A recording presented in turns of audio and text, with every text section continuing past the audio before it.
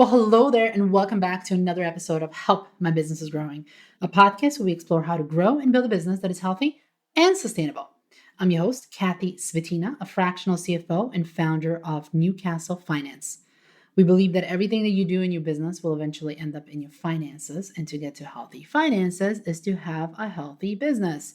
And how do you get there? Well, this is where this podcast comes in to help. We are kicking off a new series on this podcast called Industry Deep Dives because although business challenges we've talked about so far apply to every industry, we always want this podcast to be useful and actionable to you, listener. And to make it even more relevant, useful, and actionable to you as a listener, it needs to be even more specific, which is what this series is going to be all about. For the first industry deep dives, this episode is going to be on construction and remodeling. And the reason for that is because, in my opinion, construction is one of the most challenging industries because behind the scenes lies a complex web of project management intricacies, almost unmatched by any other industry. With so many moving parts and the added layer of relying on subcontractors, it's so easy for things to become disorganized and chaotic.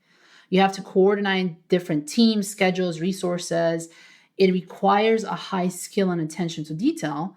And if at any time any of these pieces go off track, there can be a big financial impact to not only the project, but to the company overall. So, how do you ensure success in this dynamic field where it's vital to manage both people and processes effectively? And we're going to be looking at the exact specific things that you can do if you own a construction or remodeling company to make it on budget and to make it on time. As a quick reminder, all of the episodes on this podcast, including this one, come with timestamps for topics that we discuss, and each one has its own blog post. You can find all the links and the detailed topics in this episode show notes. Today, my guest is John Glover. He is a small business coach, fractional COO and integrator, personal growth consultant, and a founder of Core Integration Coaching. He helps entrepreneurs, business partners, organizations, and individuals develop a roadmap to get what they want from their business and their life. As a passionate coach and facilitator, he's helped many set strategic goals, develop customized plans, and execute more effectively to obtain their desired results. I'm super excited to have him and share his knowledge and insights. Join us.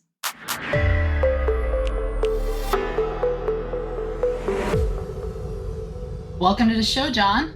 Well, thanks, Kathy. I appreciate you having me on. Yeah, I appreciate you saying yes to this. As we connected through LinkedIn, I had my eye on you. I'm like, I have to talk to John because we're going to be doing something a little bit different in this episode than what we've done so far in the podcast. So far, we were very industry agnostic, but this episode, we're going to be focusing specifically on construction and remodeling. And I think it's important that we dive into specific industries, especially construction and remodeling, because there's not a lot of podcasts and materials out there. I mean, there's so many stuff around for SaaS businesses and startups, but not really for construction remodelers. And the interesting thing about construction is that there's a lot of moving parts and you heavily rely on subcontractors. And there's this extreme complexity around project management that it's very hard to find in other industries. And you're going to be focusing on managing people around this process. So I wanted to ask you first, what are some of the unique challenges that you see in the businesses that you work with in construction business that they face when they're managing people, and specifically the subcontractors? That's a great question, Kathy. I think one of the main issues for most business owners, but specifically construction and remodelers, is how do you manage your people? In other words, we go into business because we like what we do and what our skill set is naturally suited for. And we start to hire people, whether they're your permanent employees or your subcontractors. And we have expectations. And many times the expectations are not met. And therein lies the biggest, probably the number one frustration for most owners is managing people. And so what I try to help with is breaking it down into a very, very simple process where you can take a look at your own company and ask yourself, do I have any kind of a process for managing people? And in the construction business specifically, Many people and many clients that I've had over the years know exactly what they want. They know exactly how they want things done, but they're not always the best communicators. They do a lot of assuming. Hmm. And if you hire a subcontractor who has a skill set and you know of them and you've taken their word that they do great quality work, then you really forget to do that due diligence up front. And by the time you discover that maybe they don't quite meet your standards or your expectations on that particular project, it's too late. Right now, you're faced with loss of profits, an unhappy customer, and a lot of collateral damage, so to speak, within your own company. And it's so important because even though they're a subcontractor, when you send them out to a job site, they are carrying your name. So, what are some of the things that an owner can do to do that due diligence before they hire someone like that? What are some of the things that you see that have been particularly helpful with your clients? One of the first things I think we always try to do is uncover that owner's vision of what their company stands for and the people that they employ. And we call those core values, right? So that's a pretty common term in the business world. And for those of your listeners that have never heard core values relating to a company, it really is your moral compass and what you stand for as a person. It's not something you can learn. It's the way you were raised. It's the conditioning that you went through as a child. And it's also your perspective on life. So the first thing I ask visionary owners to do is to look around the room at the people that they employ currently and ask themselves, who's my best employee and why are they my best employee? What characteristics do they have that make them so good? And if I could duplicate them, I could conquer all of my competitors because everybody wants an A team. Well, the visionary's got to be very clear on what their core values are, number one.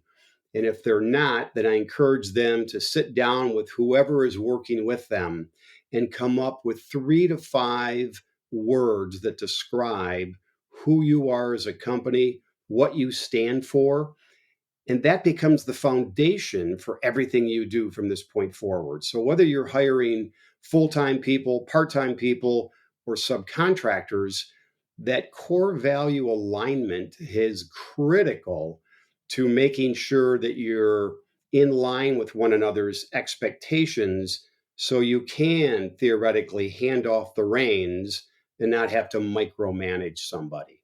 So core values are the number one project that we typically try to work with those visionary owners to establish before we do anything about a hiring process. That's really good. And so let's say that you have one of the core values is transparency and honestly and clear communication. Let's say that those are the three core values that you have.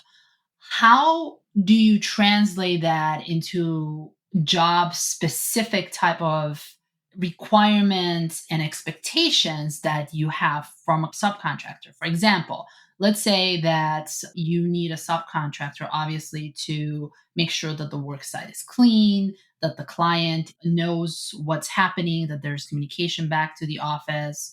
And also, let's say that you hire an employee and the employee just keeps on, and I know that this is a very sore subject when it comes to construction businesses, change orders. A lot of times the contractor would come in and they would just give the pricing to the owner without actually understanding, is it profitable, is it not profitable? And then when it comes back into your office, you realize that, hey, we might have misquoted something. So how do you take those values and make sure that stuff like that doesn't happen in your business? Like, how do you do that specifically? So, what I try to teach owners is number one, to create what's called an accountability chart. And there's a company called EOS, Entrepreneurial Operating System, that's been around for a long time. And it's something that I practiced in my own business for many years. And now I help support companies running on EOS because what EOS teaches us is structure first, people second. What I mean by that is that when you look at your company's org chart, for instance, whether there's 3 of you or there's 40 of you, everybody has to know exactly what their job is and where they stand in the company, what those responsibilities are. And so the first thing we try to do is create the accountability chart around every role in the company. And that starts with 5 major roles. So as an owner, whether you're hiring a subcontractor or you're bringing on a new estimator or maybe even a laborer, you have to identify for both yourself and for them what are the 5 major things that I'm expecting you to do once you start working for me. And those 5 major roles can be simple, but they have to be clear. And there should be bullet points around each role. So when you hire someone, they know exactly what those expectations are, they know what their responsibilities are. And then you have 90 days to figure out yes, they match our core values, but do they know how to do the job that we've put them into? Do they get it? Do they want it? Do they have the capacity? So I would take that same rule of thumb and apply it to subcontractors. Before you hire a subcontractor, it's imperative that you align the core values, obviously. But secondly, what is that job expectation? And I think many owners take for granted that painting is painting, carpentry is carpentry, floor finishing, whatever the project is, you have to really, before you hire someone, understand who that person is, how they work, what their perspective is on what a great job looks like. And more importantly, do they understand what your expectations are? So, having that initial conversation up front and even perhaps writing it down, here are the 3 to 5 expectations for this role, Mm-hmm. whether it's a subcontractor or an employee, that both parties are clear on. So that sets the stage, so to speak, to hopefully eliminate confusion in communication as the project evolves. So let's just take it a step further. So you're halfway into the project, a change order comes in. This just happened to one of my clients the other day. They were refinishing a client's floor for them, brought in a subcontractor, picked out the stain. They were almost completed with the job. And then the homeowner decided they wanted their stairs done as well. Well, the contractor on the spot quoted them. In this Mm-hmm. case, he did communicate that to my client. Everyone agreed. Subcontractor performed the work. And lo and behold, when the job was finished, the stain on the stairs was a different color than on the entire first floor. And the question was why? Because the wood was different. The type of wood they used to build the stairs was not the same as the flooring. And so the homeowner noticed that, was not happy. And that led to a whole cascading series of issues that eventually cost my client a lot of profitability because of that miscommunication. So change orders aren't enough. Verbal conversations aren't enough. To have really clear communication requires management of some kind. So when you hire a subcontractor, don't just turn over the keys once they've explained to you how they're going to do the work. It's up to you as the person who's hired this individual to lay out all the expectations very clearly in writing and then have conversations along the way to make sure when issues do come up, you can get all the feedback necessary and solve that issue to move forward. This is great, John, and I especially love the example. But let's return back into the example that you just gave us. What do you think should have been done but hasn't been done to make to so that they wouldn't have those type of issue? Is there anything that the subcontractor or the owner could have done to basically not have this profitability loss because of this mistake? One of the things that there's a fine line of micromanaging and abdicating your responsibility, meaning that most of us don't like to be micromanaged. Most of us know what we're doing. And so if someone hires another individual and brings them into their project, you're assuming that they know exactly how to do the work to the standards that you've told them. However, we have to trust and verify. So we wouldn't bring a new employee into our company, onboard them for 20 minutes, and then throw them out onto a crew and expect them to perform at the level that our existing crew members are performing. And it's the same thing with contractors. So, what I try to advise my clients, and in this case, it was too late, but we have to have somebody on the job when a change order exists to be able to see for themselves what is happening. Many times over the phone, things get missed, conversations don't include all the details. And although it might not be convenient for that owner or that operations director to show up at that job, it is imperative to do that so the communication is totally on the same page and we have all parties there discussing all possible options. So I really advocate to make sure you have someone on your team that is out in the field that can show up on a job, even with qualified contractors, to really walk through that change order or that miscommunication that might have happened with the homeowner to work things out. Never allow a subcontractor to represent you and your company, especially over major issues or miscommunication between the homeowners. And in terms of, let's say that you're short staffed and you have a lot of projects that are happening, but you only have two people to go around these projects, basically to have a site supervisor. You have two site supervisors that they have to manage multiple projects. So you really need to be careful where you're sending them, how you're sending them. Is there a way that you can maybe triage these types of requests where they need to go? Like, how would you do that? One of the biggest challenges for any owner of a small business is to be able to delegate responsibility to other people within the organization. The owner typically is the one that has the vision, the skill set, the drive, the complex problem solving skills. And so they get mired into the day to day. And you're right, they can't be everywhere at once. And so by having a people process, and by that I mean you have to be able to write out exactly how you attract people, how you interview people, how you onboard them, et cetera, et cetera. Because without a people process, you're not going to be able to elevate others into the role that you need them to be to free you up as the owner to spend time doing what you're hardwired to do.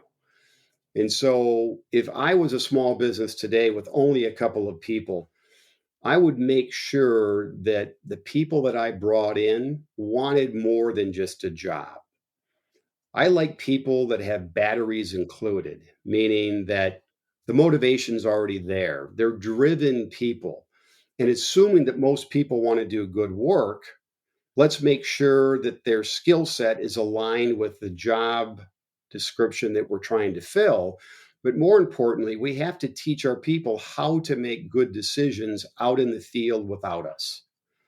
And so that could be 90 days of the owner and that second in command who's out in the field dealing with customers understanding one another well enough to where the company's vision and the expectations and how you do what you do is so clear that it doesn't matter if you're talking to the owner or the second in command, the customer is getting the same message.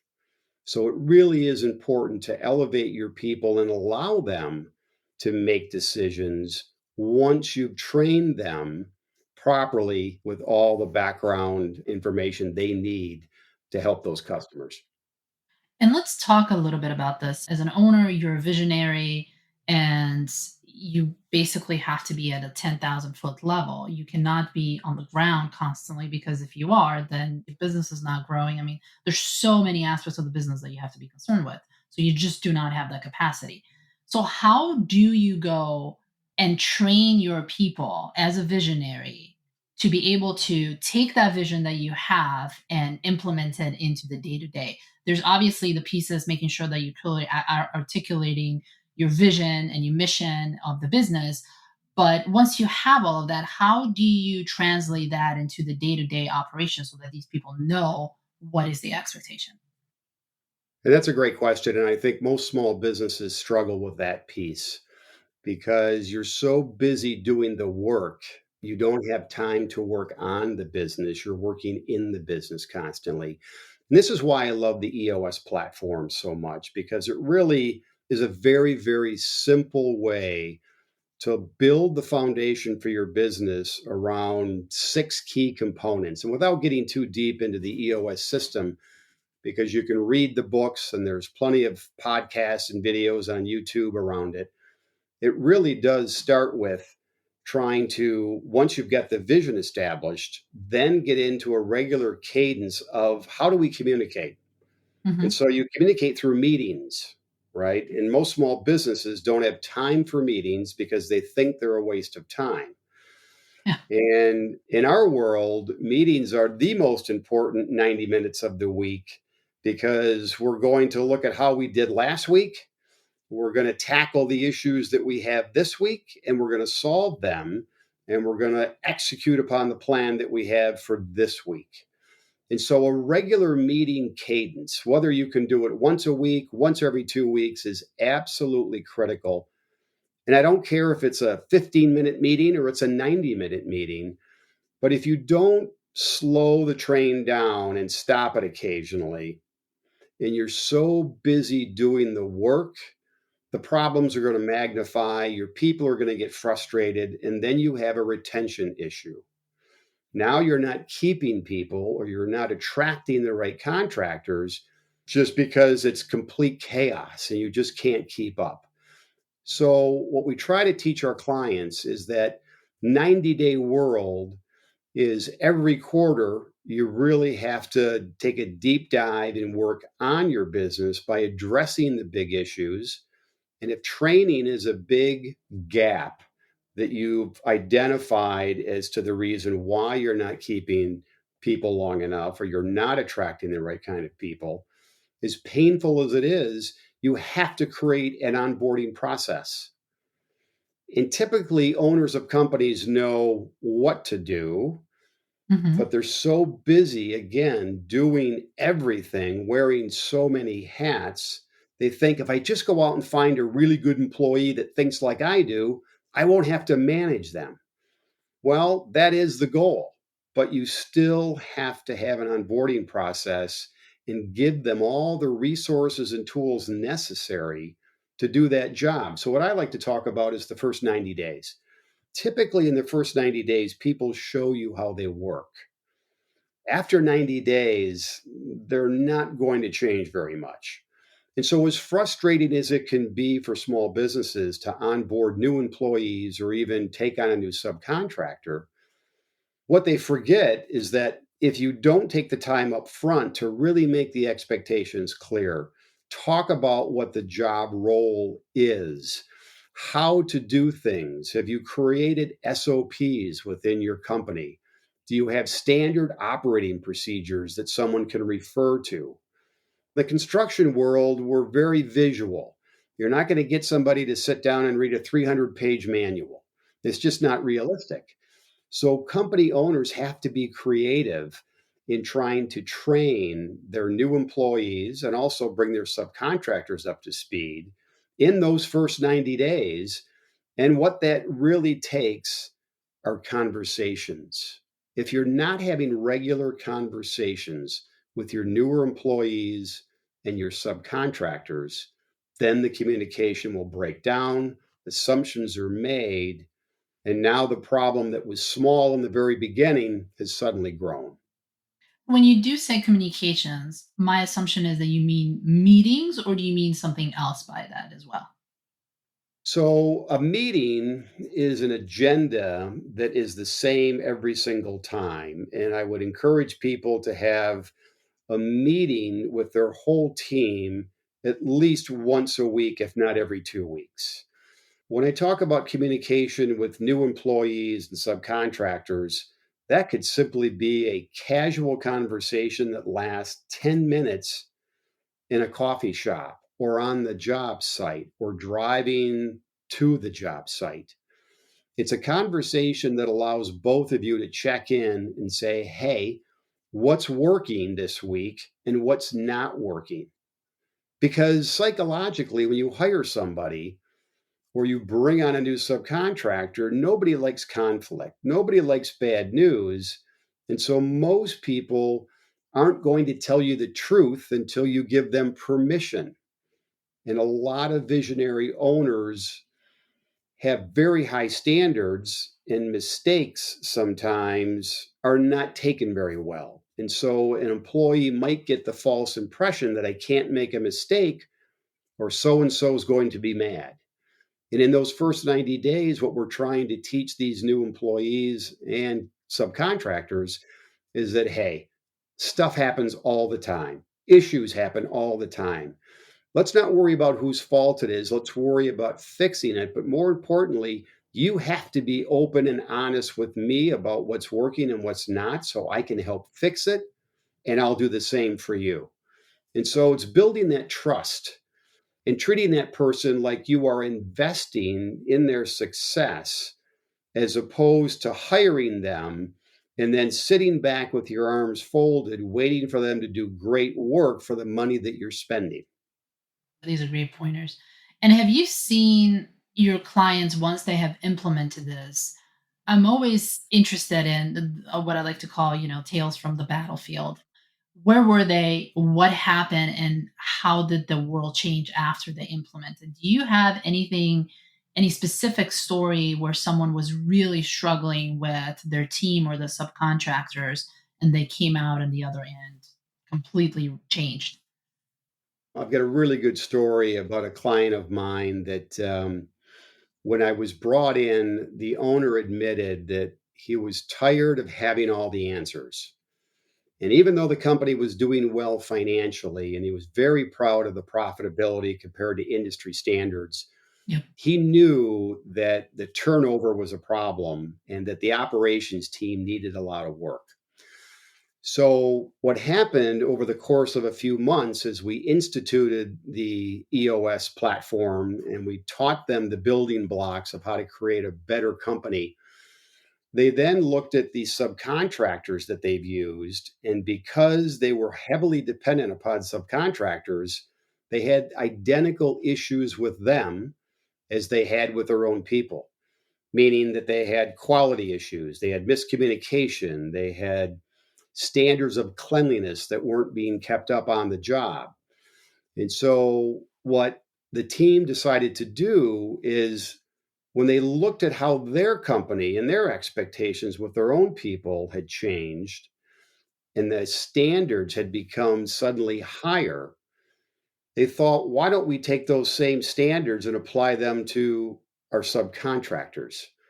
And so the company they dealt with, they called in for a meeting and they sat down and they explained to them, here's who we are, here's our core values, here's what we stand for. And the reason why I'm telling you all this is because we want you as a supplier of ours to only send us people that match up with our core values, because we can't afford to have anybody on our team who's not meeting the expectations that we've set forth for our own people.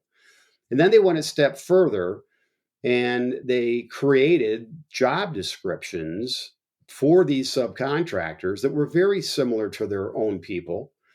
And they made sure that before they stepped foot on any job, that the foreman or the project manager was going to meet with each one of those subcontractor employees and get very clear on what the expectations were, both from them and the work they performed. Then, when the work was halfway through, the management team of both companies got on another quick phone call to check in. Hey, what's working? What's not working? Which enabled them to kind of pivot midway through the job if there were some challenges they encountered that were unexpected. The important thing is they've kept the lines of communication open. They're talking at both a management level and a foreman level. And when the job was complete, they then completed an audit on both the job and the subcontractor's performance, which, by the way, helped the subcontractor hire better people and get better at what they did because they wanted to obviously retain more work from this client of mine.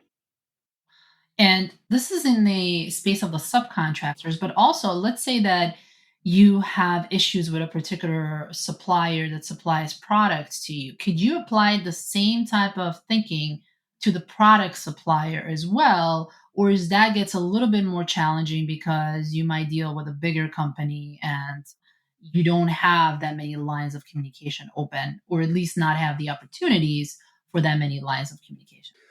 So that's a very, very good question in the context that as a business, you might deal with many different types of suppliers, many different types of companies of all sizes. And the bigger the company, the harder it is certainly to communicate your expectations that you'd like to see them carry out compared to their own processes. But it really does go back to core value alignment. Even if you're dealing with a bigger company and you're dealing with a buyer of a commodity product, there has to be a relationship built between you and that individual. So trust is obviously built. So when issues do come up, you have a platform to solve the problem. And I think what happens in many cases is both companies try to dig their heels in because they want things done their way. They have their own playbook to follow. And now it becomes a battle of the wills, which never ends well. And so it's that Yeah. upfront due diligence, whether you're buying lumber, paint, it does not matter. You have to look at your suppliers, at your subcontractors, at your vendors, anyone you depend upon as a business owner to execute your service or product out in the field. You want to have a relationship with them that matches your core values to theirs. And you do that through a series of questions. You can do that very, very easily by asking them a lot about their company and what they stand for and what type of work they do. And there's testimonials and there's reviews. I mean, there's everything on the internet today to obviously do your due diligence, but it's that one on one relationship building that's critical because people buy from people they like, period. So it really is a platform that you can apply to every facet of your business. And are there any specific questions that you find particularly helpful to ask your suppliers, your subcontractors, to understand what they stand for and do they match your company's ethos? Sure. And there's two ways to go about that, Kathy. You can either, and I've got clients that do it both ways. So let's just call it interviewing. Whether you're interviewing an employee or you're interviewing a subcontractor, it's basically the same. So when you bring someone in or you're talking to someone to determine whether or not they're a good fit, you have to find out what their story is. And if it's an individual, everybody's got a story. But if it's a company, every company's got a story. Understand where they came from and how they got to where they are today. That story tells us a lot about the journey and what they learned and the kind of company they are today based upon what they went through. And then, secondly, when you are trying to vet someone to see if they are going to be a good fit, you have to tell them exactly who you are as a company and what your expectations for quality work is by reviewing the core values and talking about people that work for you and talking about the quality of work that you do. Most business owners are very, very passionate people. That passion has to come through when you're vetting someone to do business with because you're trying to understand, is my passion connecting with them, or are Hmm. they rolling their eyes trying to get off the phone because they've got four more projects right behind yours, right? It's not always a good fit. And so Getting to know somebody on a personal level is critical. And I like to not rely upon testimonials, but always get one or two testimonials that you can actually call and talk to that will verify what people are telling you. And those testimonials are sometimes people say, well, it's hard to get a testimonial from someone because they're limited in what they can tell you. And there's a very good question to ask. Would you hire that person or company again?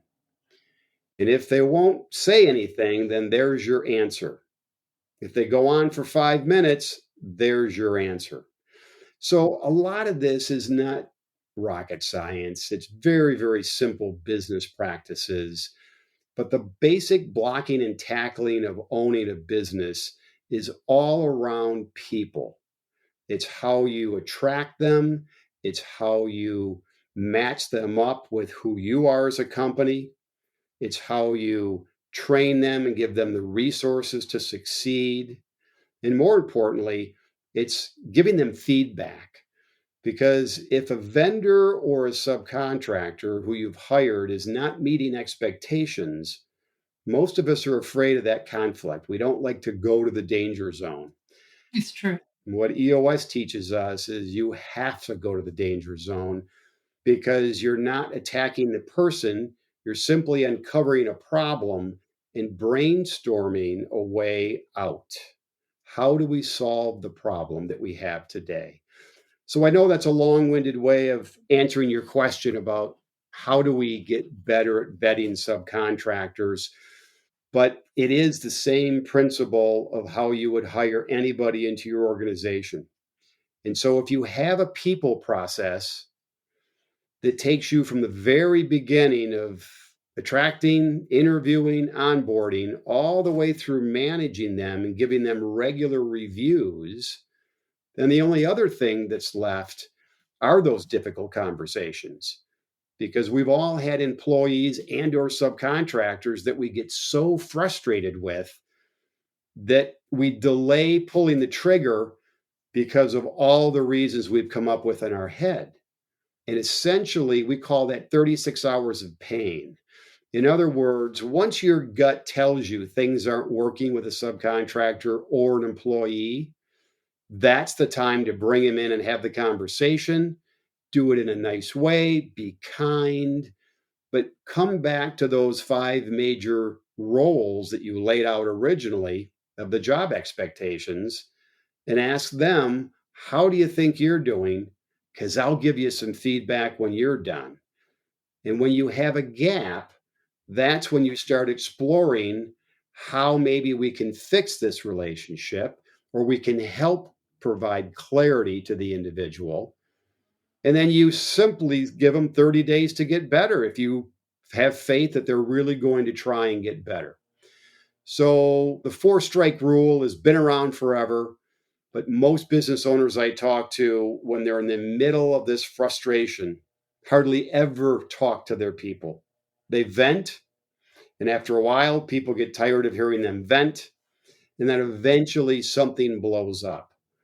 So, having a people process gives you a step by step methodology to be able to address every single issue that might arise in that relationship. And it all boils down to communication. And if at the end of the day, after a conversation or two, things don't change, then it's time to rip the band aid off and go in a different direction, as painful as it might be short term. If someone's listening to this and they hear about this and they say, well, this all sounds really good to me, but this sounds very, let's say, almost like you're trying to impose a corporate structure on a business that people are not used to the structure yet, or maybe they have never had this type of structure before. And you might have a lot of pushback of, oh, this is not how we've done in the company that I worked before, or this is not how we've done before. What would you say to that type of business owner that is experiencing this pushback either from themselves internally or from their team? So, the one word that comes to mind is accountability. right? So most companies lack a certain level of accountability within their organization or within their subcontractor supplier base. And so why do we have a lack of accountability? Well, there's many reasons of why, but I always go back to when you look at structure and change, people really don't like change and they don't like structure because structure feels constricting. Don't give me all these rules I have to follow. I'm a free spirit. I'm a contractor. I do great work. Leave me alone. And when you come back, the job will be done. Ironically, what this whole system teaches visionary owners is how to set up a very simple and easy to follow structure. And once you set it up, it actually gives your people and your subcontractors more autonomy, more ability to do what they do best, to make decisions on the job and solve issues as they arise because they understand where they fit in to the big picture. They understand what their role is, and they also know that there might be one or two people above them or below them that could help solve the problem. So that's why it comes back to, in my eyes, many times, deal with people that are coachable, that don't have all the answers. We're all proud individuals that, have taken a long time to build a skill set, and nobody likes to be micromanaged.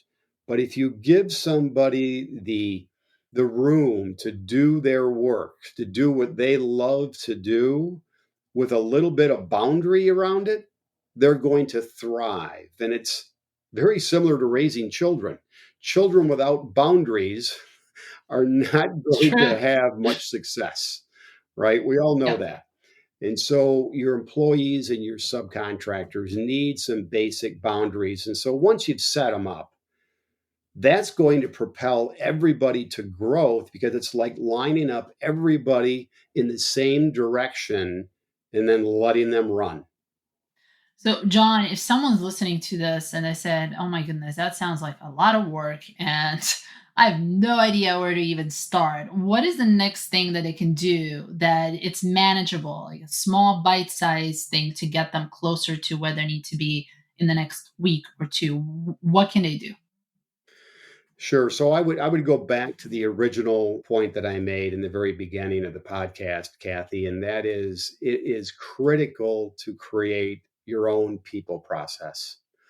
And so that people process isn't complicated. It really isn't. I'm talking about a one-page document that covers everything from, again, how to attract the right people to your organization, how to interview the right way. So when you go through the interview process, you are fairly confident that you've picked the very best candidate that's going to be successful in that position that you've got open. And then once they're brought in, you have to train them, you have to give them the resources. So, what does that look like? And it doesn't have to be a 6 week training program. It could be as simple as you're going to shadow Joe for the first week. And then we're going to let you shadow Sherry on her jobs. And then we're going to bring you inside and have you understand how we estimate. You have to have a plan to expose them to various parts of your business and certainly the part of the business that they're going to be responsible for, and hopefully have some kind of a mentor or somebody that they can bounce ideas off of and get their questions answered. So the onboarding process, first 90 days, critical. Couple of bullet points. What are you going to do to help these people get on board? And then you simply have to talk to them once in a while, whether that's once a week, once a month, for 15 minutes. I'm not talking about a formal review where they're filling out some evaluation that nobody ever reads again or it's done once a year. It's a 15-minute conversation with checking in with them as a person. Hey, how you doing? Tell me about what's working so far. Are you frustrated with anything? What can I help with? How can I get you the necessary tools to make sure that you're meeting our expectations? When people know you care, that makes all the difference in the world. That people process is really a critical component. And there's many examples. EOS has a people process written out in many of their books. You can go online, you can go on YouTube and look up entrepreneurial operating system. But it's something that I've been practicing for almost 20 years now. And as simple as the system is, it's critical and imperative that you start out with a people process, because without that, things will eventually fall apart, or you won't be able to reach a certain level past where your current business is today. Thank you, Dad, for John. It was very insightful. Where can people find you? You could find me at John at coreintegrationcoaching.com is my email. My website is www.coreintegrationcoaching.com. And I'm obviously on LinkedIn as well. And I just want to say thank you, Kathy. It's been a pleasure chatting with you this afternoon about the construction industry and about how we can hopefully help these visionary owners create a business they've always dreamed of and limit the number of frustrations that revolve around people and growing your business. Yeah, thank you so much for being on the show, John. A very insightful conversation, as I said, and we're going to put all of your contact information, email, website, everything in the show notes as well, so that if you're interested, you can just click on there. Thanks so much, John. Thank you, Kathy.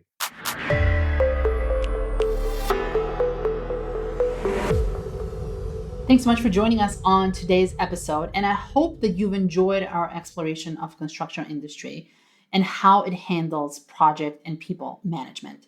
As I've mentioned before we started this podcast, this was one of the first episodes of industry deep dives, and we are planning a lot more of those. Also, if you love this episode, you can find all the timestamps, show notes, blog posts, and links on the website, newcastlefinance.us/podcast. And before I go, as always, I do have a favor to ask. If you're listening to this on Apple Podcasts, if you could please go to the show and tap the number of stars that you think the show deserves. This helps to give us that much needed algorithm love on the Apple side, and it helps other people find this show and benefit from it too. Thanks so much. Until next time.